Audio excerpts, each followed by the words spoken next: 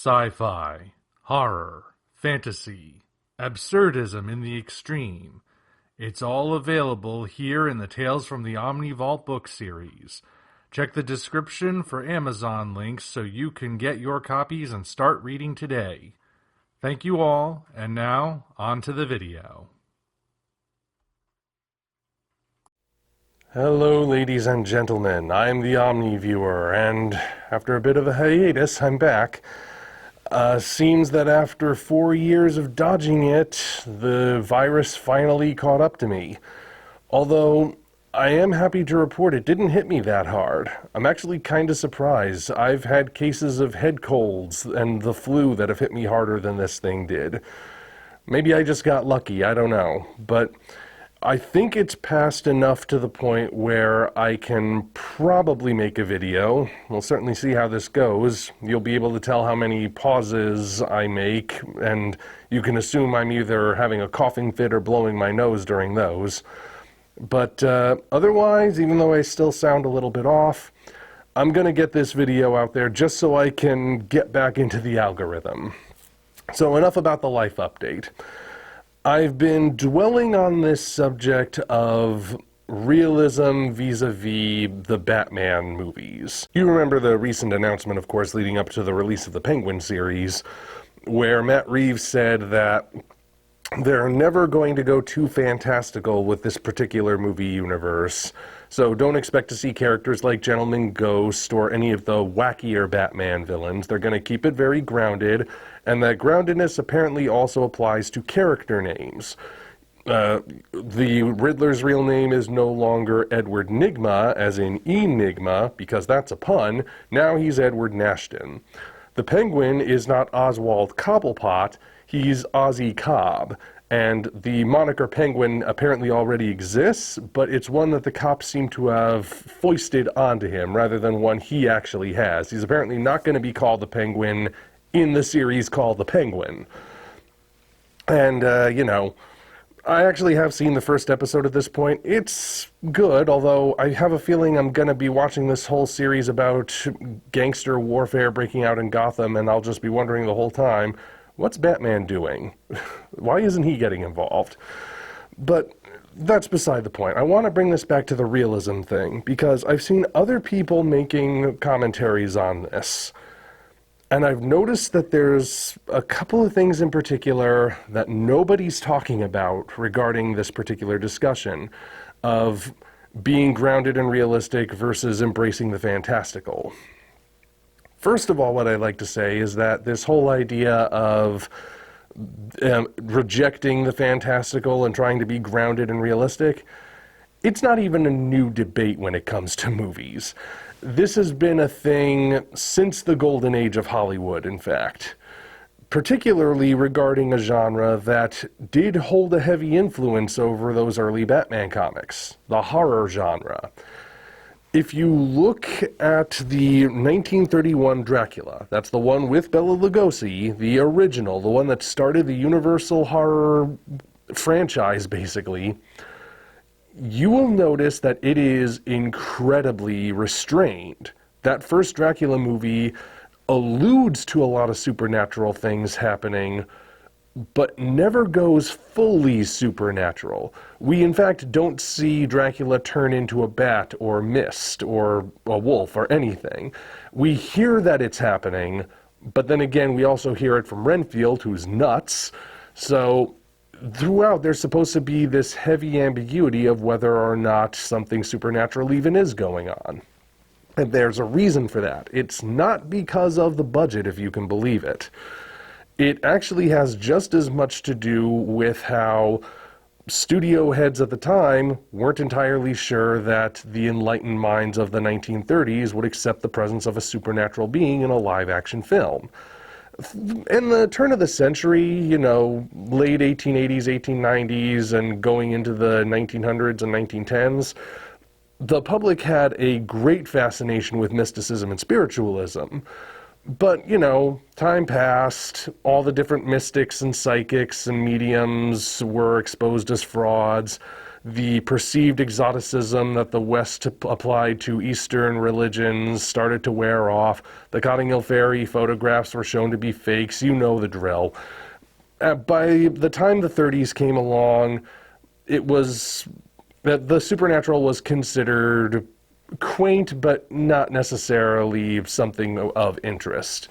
But when you're adapting Dracula, you kind of can't get around the fact that Dracula is a literal powerful vampire. So basically, they reeled it in because they weren't entirely sure it was gonna work. And as a result, a lot of people agree that while it's got good performances and everything, that first Dracula movie is one of the weakest Universal monster movies. Then again, just a few months later, Frankenstein would air. And Frankenstein did not shy away from the fact that there was a reanimated corpse shambling around. Maybe they felt a bit more confident about it because it was science-based rather than occult-based, but the fact is they still kept that fantastical element because it's central to the story. And Frankenstein was overall a better film than Dracula. So, moving forward, Universal would be more willing to embrace those more fantastical elements with their horror movies. Every once in a while they would do something that didn't really play into the supernatural or would occasionally rationalize it, but for the most part, they stuck with the fantastical stuff. The Invisible Man was literally invisible. The Wolf Man literally turned into a wolf. The Mummy was an Egyptian sorcerer revived through arcane Egyptian magic. All of that stuff. However, if you look at other horror movies that were produced in the 30s and 40s, you're going to find that a lot of them stuck with that initial Dracula idea, where they didn't think the supernatural was real, they didn't think the audiences would buy into the supernatural, therefore they always found ways to rationalize everything that happened within them. It was always some sort of plot using clever stage trickery. These would be movies like The Beast with Five Fingers, The Bat, The Mark of the Vampire, those kind of things. And, you know, I don't necessarily want to say that they were all terrible, but watching them, especially compared to the Universal stuff, I tend to be disappointed myself, and in fact I think there's a very good reason why the Universal stuff is remembered while those other things are more often than not just sort of considered second tier at best. It's because Universal embraced the fact that its horror movies required that more fantastical element. They were really well made as well, of course, but they didn't let the idea of the fantastical interfere with being well made. They were just going with the idea that this is what it is, we're going to put it forward to you guys and make you guys believe it and be afraid of it. And you know, it worked. Those other movies basically laid the groundwork for Scooby-Doo, sure, but they don't have that same kind of iconic resonance. And again, every once in a while you would find a movie that would buck the trend and follow in Universal's footsteps. The Return of the Vampire is a good example. It was actually the first time we had a fully supernatural vampire and a fully supernatural werewolf together on screen. I actually did a review of that not too long ago. I recommend checking it out. The movie and the review.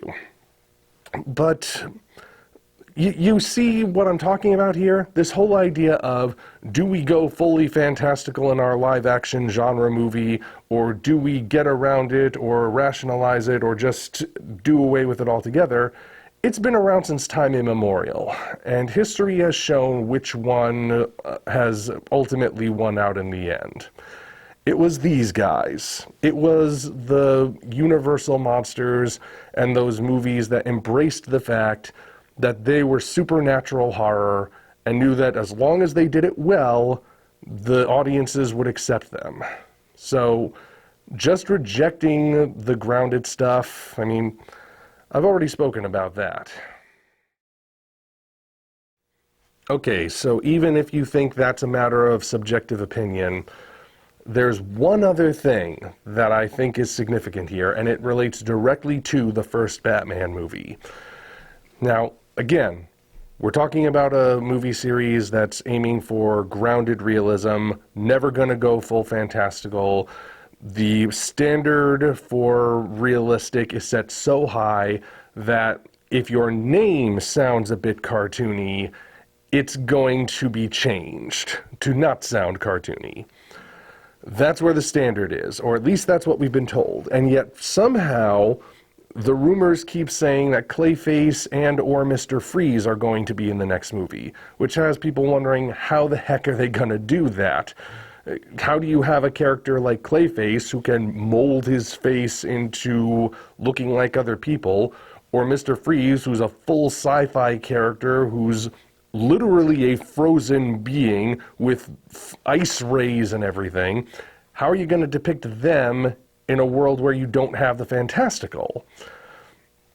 Well, the thing is, people seem to have forgotten about one particular instance that happens in that first movie. The base jumping escape from the Gotham City Police Department. Let me remind you how that goes. Batman jumps off the top of this huge skyscraper in a base jumping suit. He converted his cape into like a form-fitting parachute, very primitive, nothing like the cape chute that he has in the cartoons or even in the Nolan movies. And he jumps, he's zipping along at an incredible speed. And as he's coming up to a bridge, he deploys a parachute to try slowing himself down. It catches on the bridge. Then he collides with the steel girders underneath the bridge, hits a moving bus, hits a parked car, tumbles onto the hard concrete street, collides with a cluster of garbage that includes at least one trash can, one metal trash can, and finally comes to a stop. He is groaning, he's in pain, but he gets up and hobbles away with a bit of a limp, and by the next scene he's completely healed. Later on we'll see Bruce Wayne shirtless. He shows no evidence of bruises or swelling or a protruding broken rib or a scar that's healing or a tiny little scratch or any other sort of physical injury. He's just completely better the next time we see him after he falls off a literal building. So the name Oswald Cobblepot is too unrealistic, you say?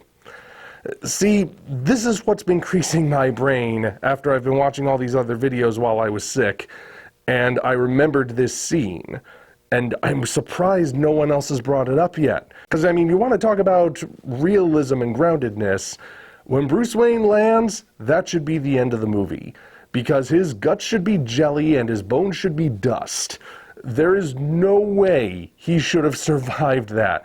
He was booking it. He was moving at incredible speed as he fell off of that building because gravity was taking effect. The flight suit thing was just there to help stabilize him and level off. It wasn't there to slow him down.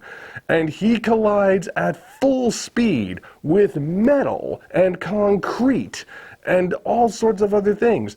I don't care that he's wearing armor. That armor is meant to stop bullets and knives. It's not meant to keep him from basically becoming liquefied within his own skin when he smacks into something really hard. And yet, he gets up and he hobbles away. Now, even if I could believe that the armor was supposed to protect him that way, just, suspend your disbelief sort of thing, judging from the way he collides with the underside of the bridge, it sure looks to me like he might have hit face first. And both his eyes and the lower half of his face are not protected by that armor. You would think after landing, if the armor really was supposed to protect him, he'd at least be spitting out a tooth or 7, and yet his lips aren't even chapped from the windburn. He's fine. And yet, the Riddler's name can't be Edward Nygma. Do you see where I'm coming from here? Based on this, I no longer know where the bar for grounded realism that Matt Reeves has put in place is actually supposed to be.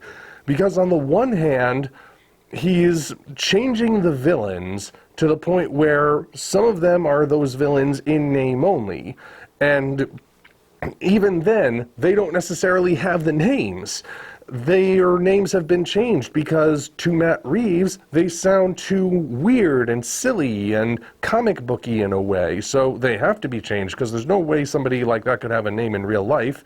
Never show him a picture of this tombstone. And yet, I mean, that same universe where he's already made those changes, because remember, Riddler's name was revealed to be Nashton in that first movie, so this rule was already in place.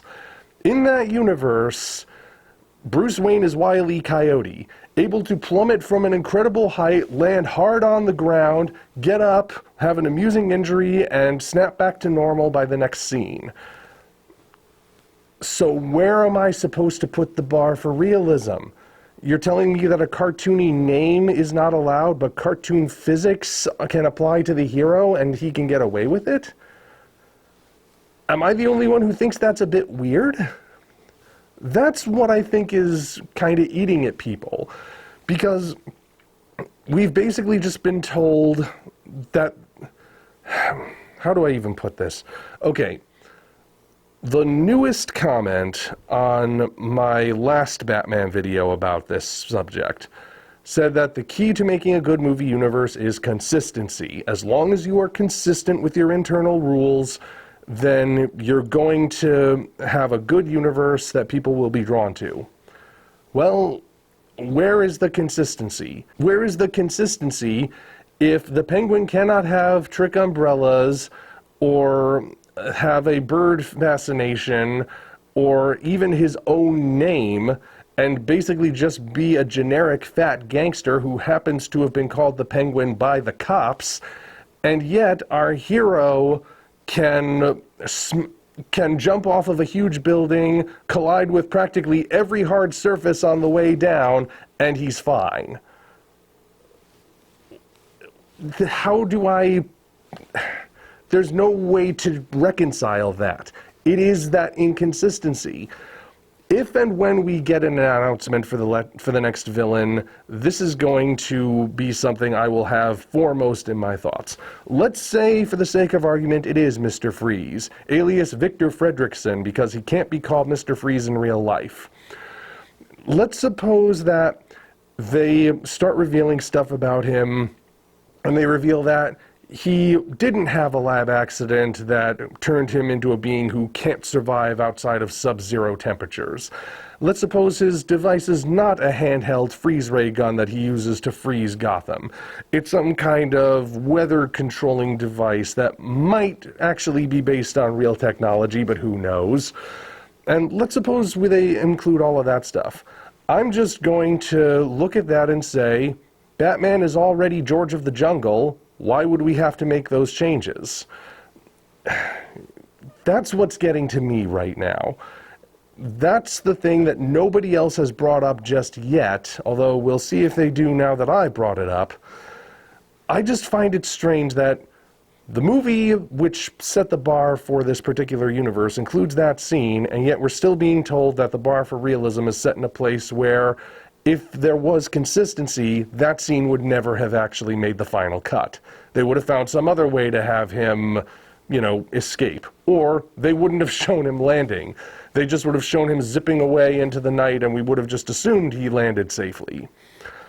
But I don't know.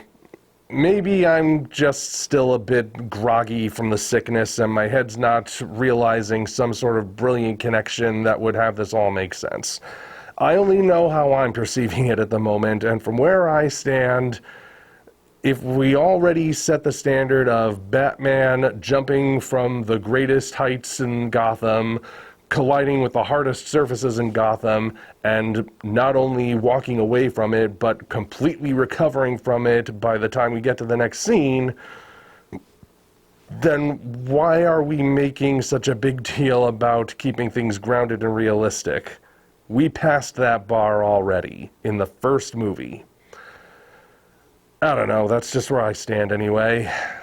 And I'm not sure how much longer I can stand being sick, so I will call it here. Until such time as we meet again, this is the Omni Viewer signing off.